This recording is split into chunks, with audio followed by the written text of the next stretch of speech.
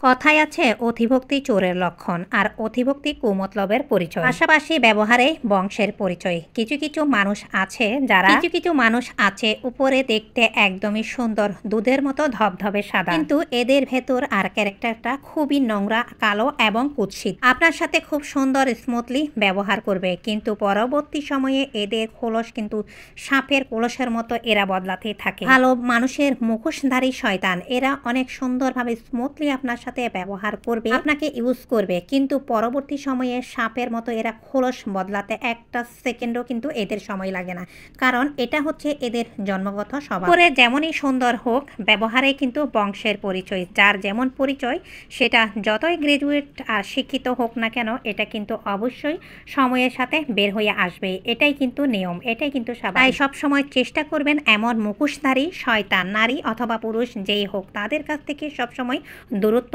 বজায় রাখতে।